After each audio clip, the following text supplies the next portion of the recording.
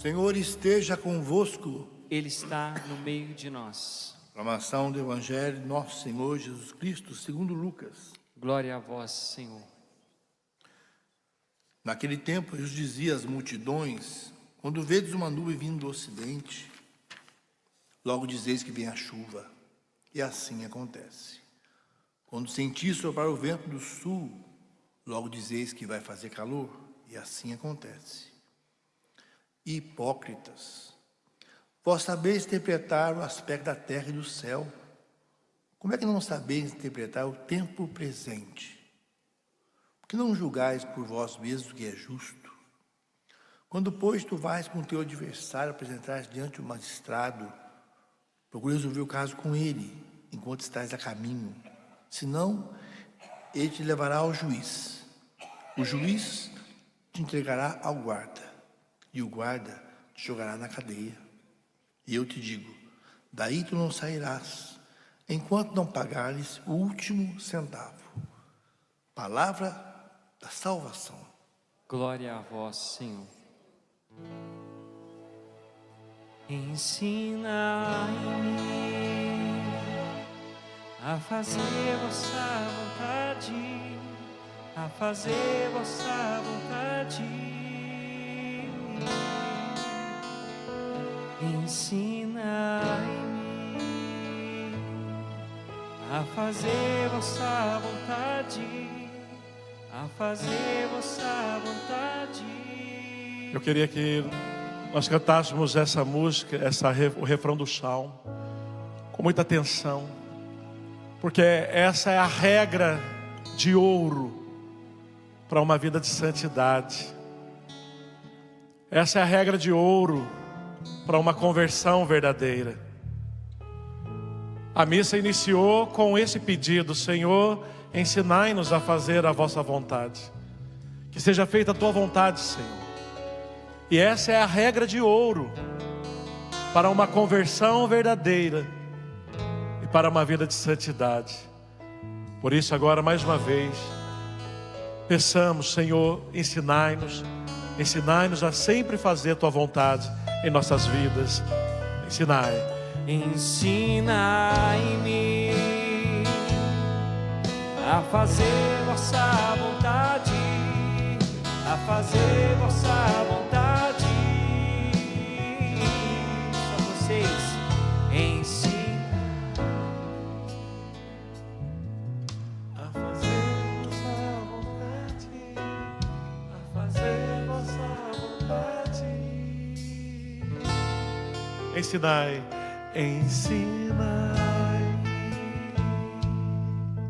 a fazer vossa vontade, a fazer vossa vontade.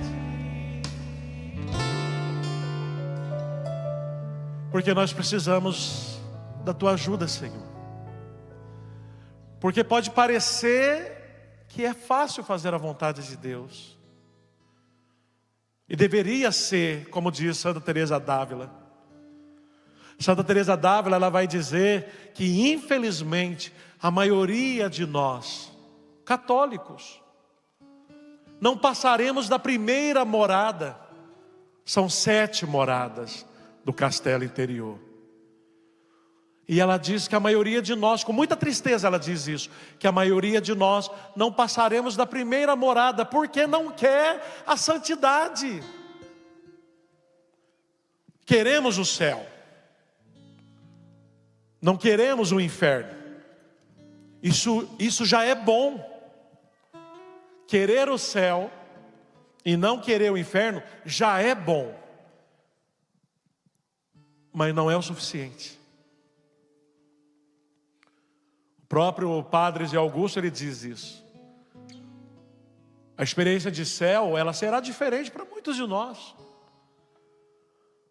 Porque o céu, a experiência do céu é estar com o Senhor, a quem se ama tanto. É estar com Deus, a quem tanto se ama. Só que, por isso mesmo, os santos dizem, São João da Cruz diz, que nós seremos julgados pela capacidade de amar. O quanto nós amamos a Deus. E para amar a Deus imensamente, é necessário querer as coisas que Deus quer. E Deus nos quer santos. Deus nos quer na santidade. Porque quanto mais você avançar na santidade, é o seu amor por Deus revelado. Deus já nos ama, Ele já revelou o seu amor.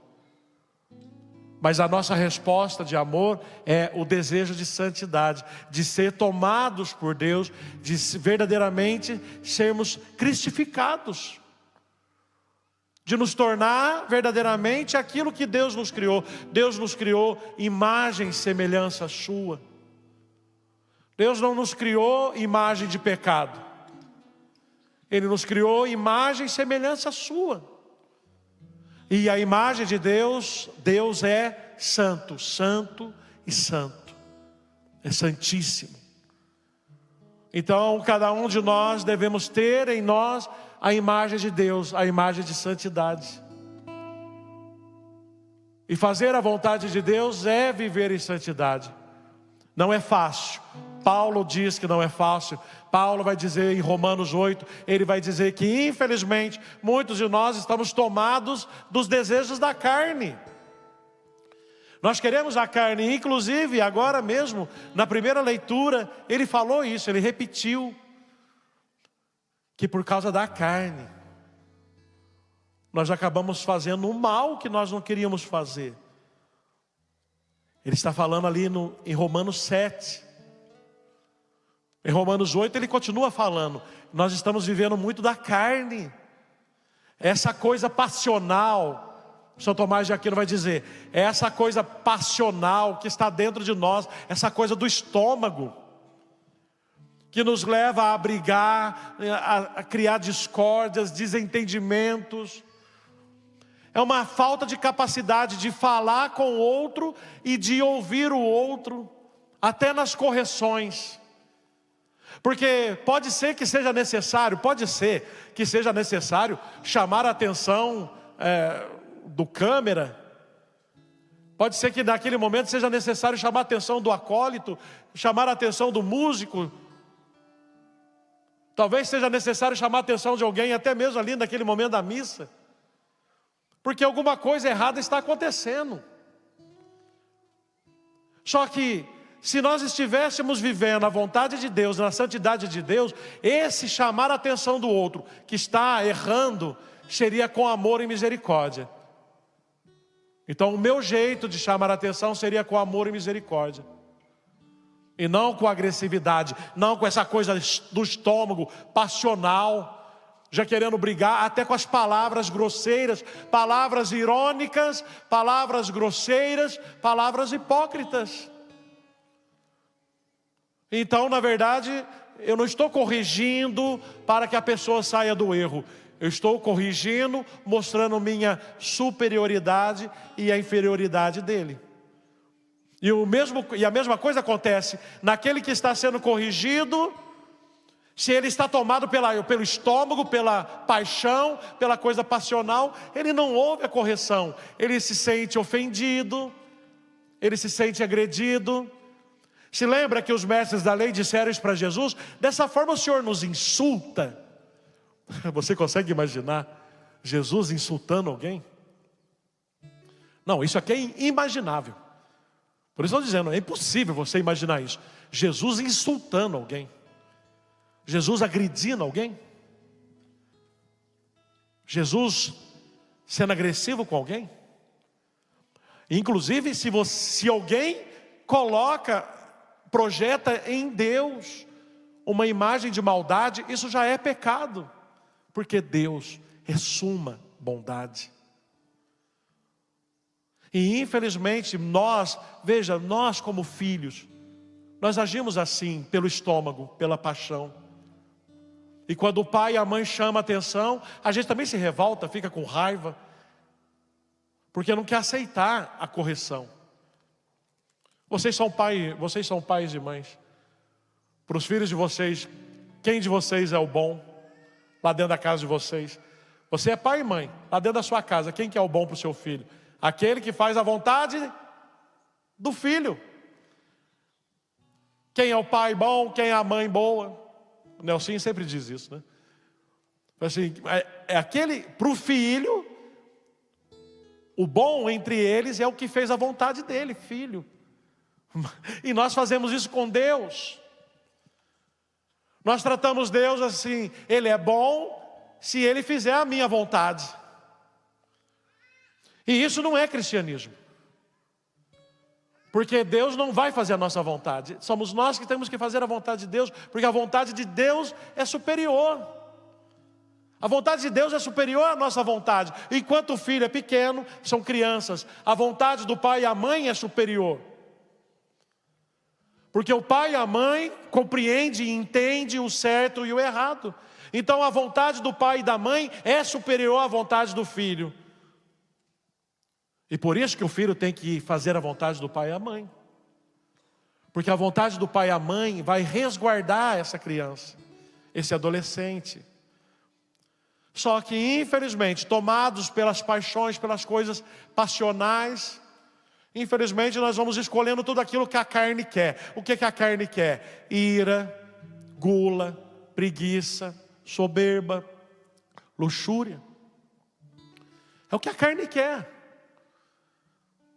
Por isso a igreja nos chama de uma maneira muito inteligente, espiritual, ao jejum, à oração, à esmola, para que controlemos essa vontade. A vontade carnal que está em nós, a vontade animal. Porque o animal, ele age por instinto. Não é o uso da razão, é instinto. Então, quando o ser humano se entrega ao instinto, ele é pior do que um animal. Porque o ser humano tem o uso da razão. E se ele não usa a razão, ele se torna pior do que um animal. Porque, repito, o animal é instinto. Quantas vezes, né, eu moro numa roça, eu moro em roça, meus pais moram em roça. E aí você vê, o pessoal vai passear na roça, vai fazer churrasco na roça, e de repente você tem lá um tucano. E o tucano, ele vai até um ninho para comer os ovos e os filhotes. Aí você vê uma pessoa pegar um pedaço de bambu e sair correndo atrás do tucano, querendo bater no tucano. Sendo que ele está fazendo o que ele está fazendo não é um ato de maldade. Porque não há o uso da razão naquele ato. Ele está fazendo aquilo que é instinto dele, sobreviver, comendo o filhote de outros pássaros ou os ovos. Mas não é maldade. Você não pode olhar para a natureza e ver maldade na natureza. Você não pode olhar para a chuva e ver maldade na chuva. Você não pode olhar na neve e ver maldade na neve. Você não pode olhar para o vento e ver maldade no vento, porque não há o uso de uma razão ali. São as leis da natureza, é a natureza agindo por instinto. E tão equilibrada, que quando nós provocamos os desequilíbrios, ela responde. Mas não com atos de maldade. Esses dias atrás, um casal, né, se casou, e caiu uma chuva, esses dias, caiu uma grande chuva. E eu ouvi algumas pessoas dizendo: essa chuva estragou o casamento. Essa chuva estragou o casamento. E aquilo me doeu no coração. Aquilo me doeu. Porque nós somos da roça. Para nós a chuva não é só para diminuir o calor e nem tirar poeira. Para nós chuva é revitalizar as nascentes, o rio. Devolver vida às plantas, aos animais.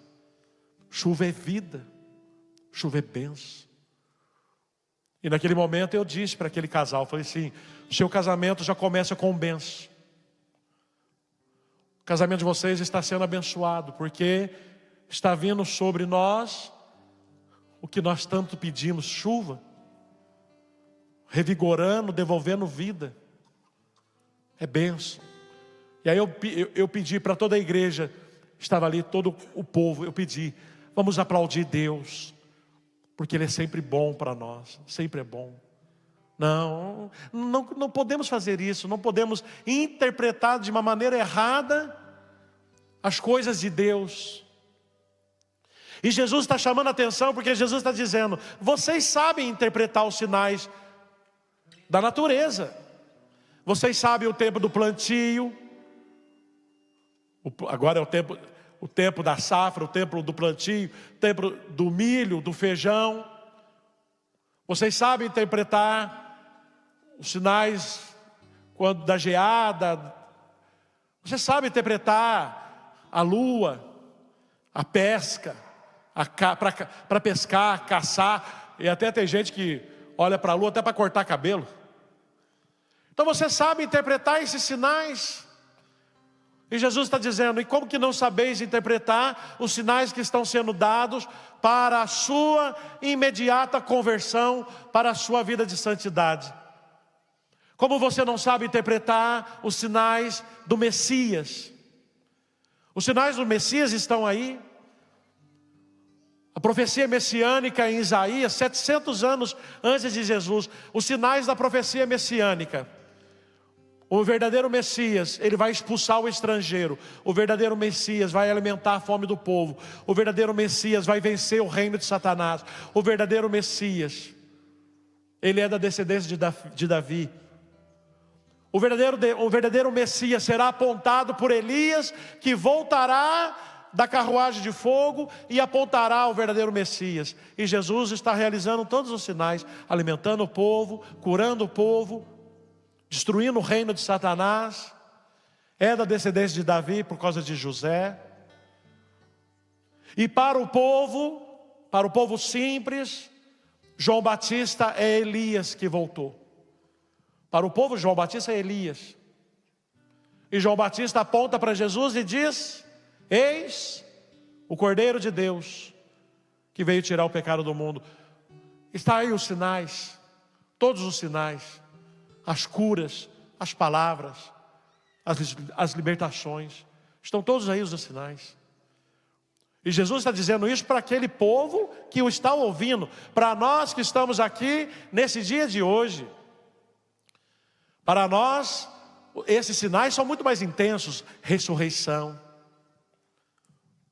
a ascensão aos céus, a vinda do Espírito Santo, a Santa Igreja, os sacramentos, os mártires, os santos, a Virgem Santíssima, São José. Os sinais estão todos aí para nós.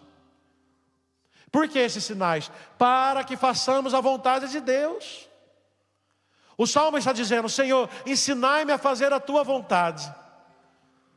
Mas para fazer a vontade de Deus, Deus vai ter que romper em nós essa disposição, essa coisa ardente, esse desejo pelo pecado. Infelizmente, nós temos uma natureza, Santo Agostinho vai dizer nas Confissões, nós temos uma natureza que se reclina ao pecado. Porque, repito, ela é animal, está no nosso estômago. E se nós não controlamos essa vontade, ela vai se transformando em distúrbios, em transtornos. O comer, são tudo compulsivo. Comer, a sexualidade. Depois vem as drogas, para poder tirar dessa depressão, para tirar da angústia. Aí vai para as drogas, vai para a bebida. Então a regra de ouro é fazer a vontade de Deus, não a nossa vontade. Santo Tomás de Aquino vai dizer que a nossa vontade muitas vezes ela é manipulada, ela é distorcida. Padre Paulo Ricardo esses dias disse: infelizmente existe uma engenharia social querendo distorcer a nossa vontade, manipular a nossa vontade através de músicas, de filmes, de livros, de conversas, de ideologias, distorcendo e manipulando nossa vontade, distorcendo e manipulando a nossa vontade. Chega num dado momento que nós não estamos escolhendo, estão escolhendo por nós, e sempre nos levando ao afastamento, nos afastarmos de Deus, das coisas de Deus, da vontade de Deus. Porque a vontade de Deus é que você seja santo, a vontade de Deus é que você vá para o céu. Mas não ir para o céu simplesmente por medo do inferno. Isso aí é uma forma negativa de alcançar o céu. Vai alcançar o céu? Sim, mas isso aí é negativo. Eu vou para o céu porque eu tenho medo do inferno. Eu não vou fazer isto porque isto pode me levar para o inferno. Eu não vou fazer isso porque isto vai me levar a me afastar de Deus. É como aquele marido que ele não trai porque ele tem medo de ser descoberto na traição.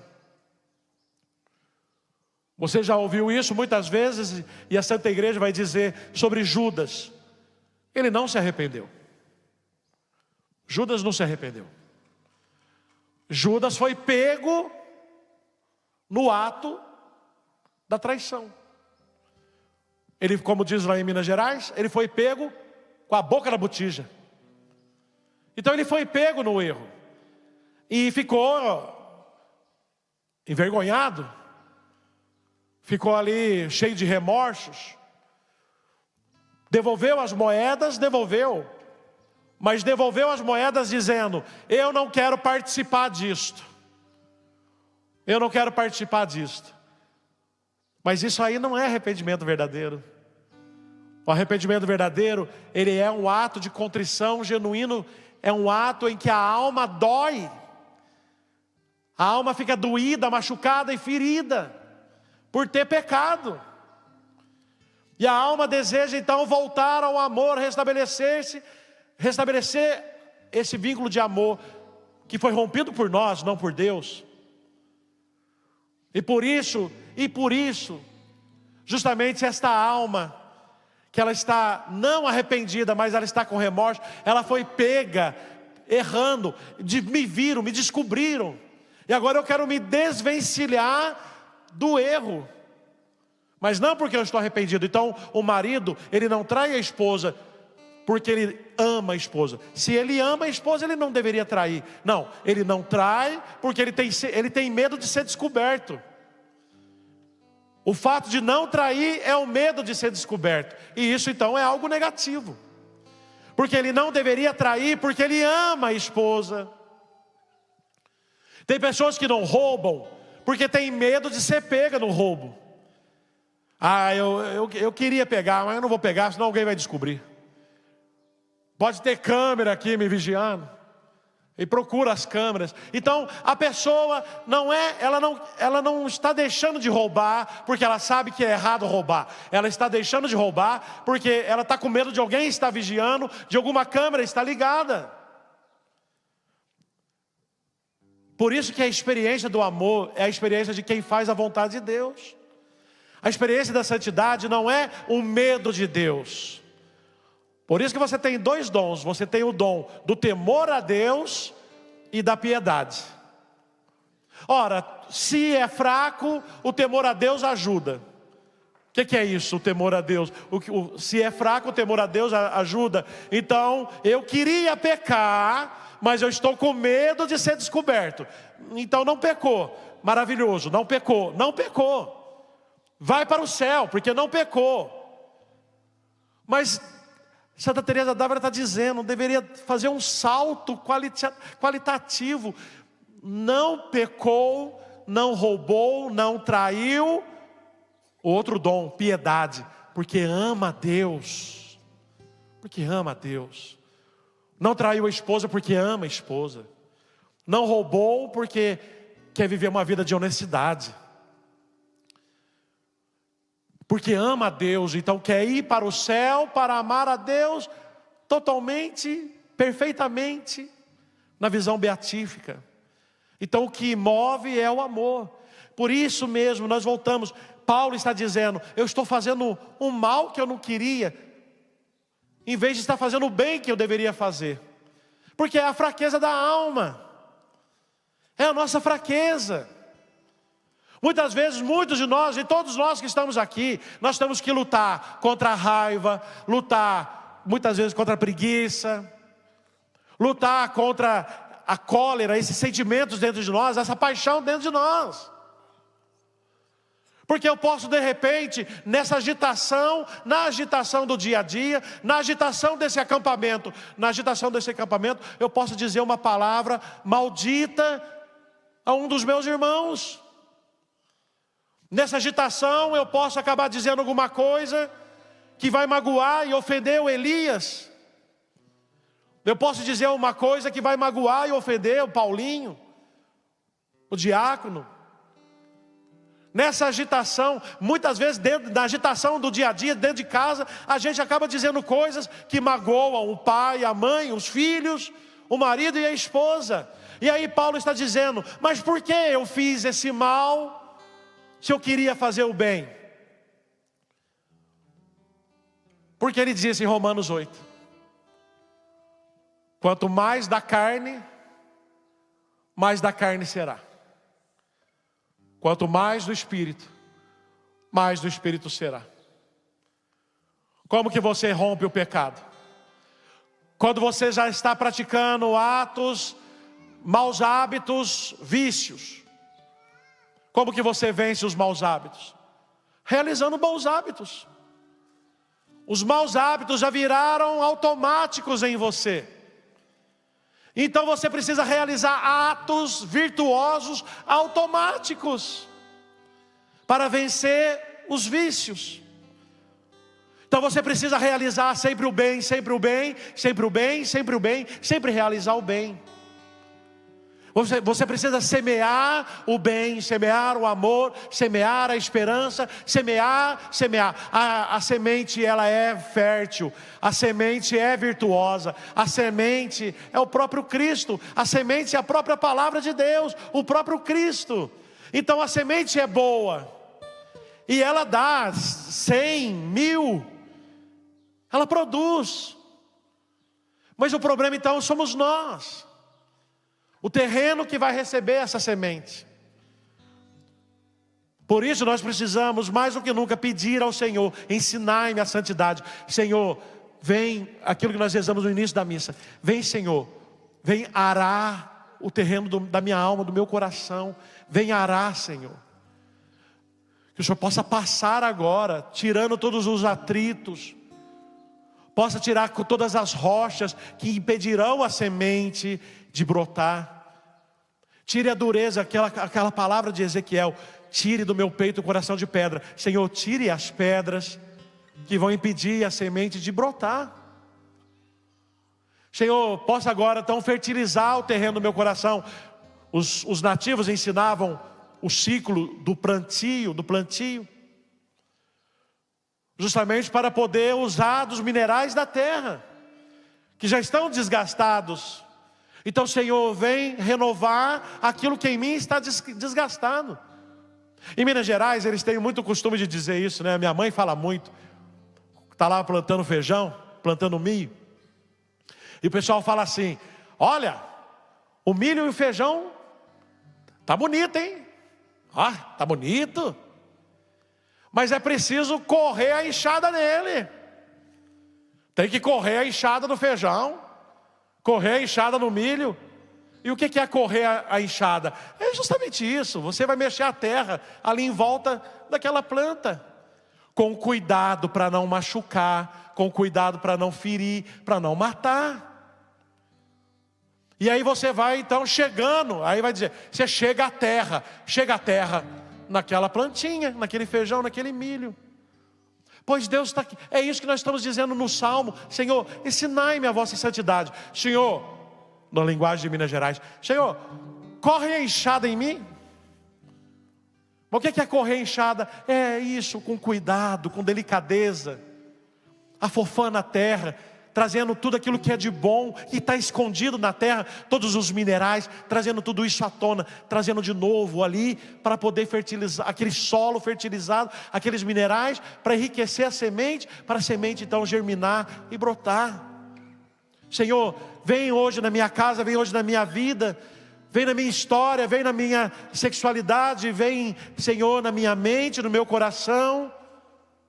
Vem novamente correr essa enxada em mim, Senhor.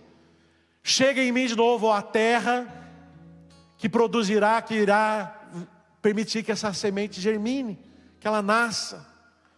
Ensinai-me, Senhor, santidade. Ensinai-me, Senhor, como cuidar dessa semente. E eu dizia, hoje, eu estava conversando com o pessoal, até quando eu cheguei, encontrei o Elias. Aqui, nesse lugar onde está o santuário. Quantas vezes nós acampamos no PHN, aqui nesse lugar. No PHN nós acampamos, muitas vezes nós acampamos aqui. Só que o Padre Jonas, ele já enxergava aqui o lugar eucarístico.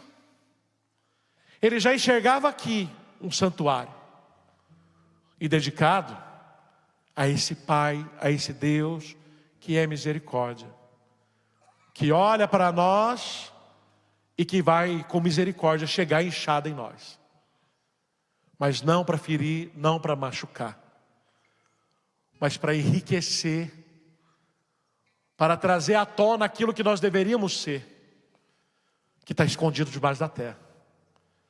Então ele vem trazer à tona aquilo que nós deveríamos ser. E o Padre Jonas enxergou isso. Esse lugar, um lugar de misericórdia, um lugar eucarístico, de eucaristia, de adoração. Inclusive o Padre Edmilson, ele dizia uma coisa maravilhosa, que o diácono experimentou isso lá em Fátima, lá em Lourdes e Guadalupe. Quando a igreja diz que o lugar em si é santo. O lugar é santo. Lá em Lourdes não é a oração de Bernadette. Sim, Bernadette tem dons místicos. Você pode rezar e pedir a intercessão de Bernadette, de Nossa Senhora. Mas o lugar, Lourdes, o lugar ali é o lugar santo.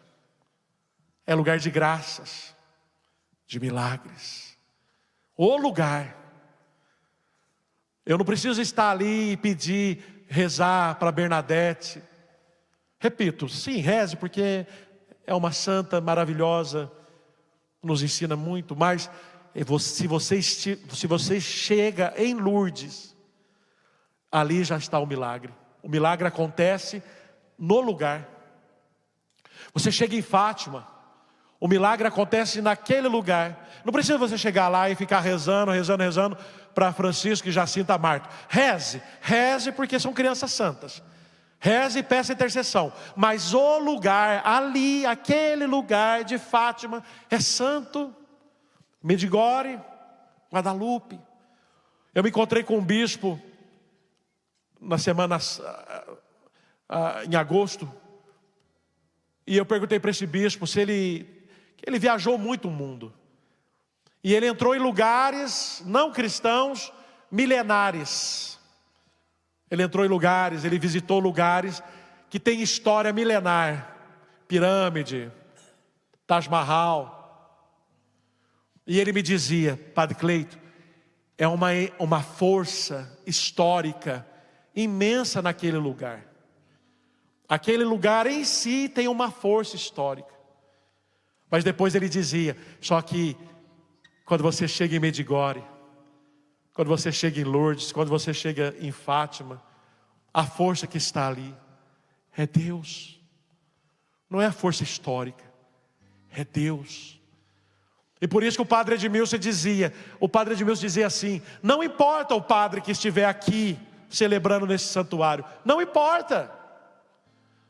Não importa se é o Padre Edmilson, se é o Padre Cleito, se é o Padre Toninho, se é o Frei Gilson, se é o Padre Fábio de Melo. Não importa quem é o padre, porque quando você chega nesse lugar, esse lugar já é santo por si mesmo. E as graças e os milagres acontecem para aqueles que chegam aqui. E o Padre Jonas viu isso. E literalmente semeou esse lugar com aquelas medalhas de Nossa Senhora das Graças. Ali atrás, aqui atrás de nós, centro de evangelização. O Padre Jonas, ele via você jovem sendo convertido, transformado, libertado naquele PHN. O Padre Jonas já via aquele centro de evangelização lotado de jovens. O Padre Jonas via aquele centro de evangelização lotado de pessoas rezando o rosário de madrugada, que inclusive foi até tema do jornal britânico. esse rincão, esse centro de evangelização lotado. O mundo conhece esse centro de evangelização. E o Padre Jonas viu tudo isso.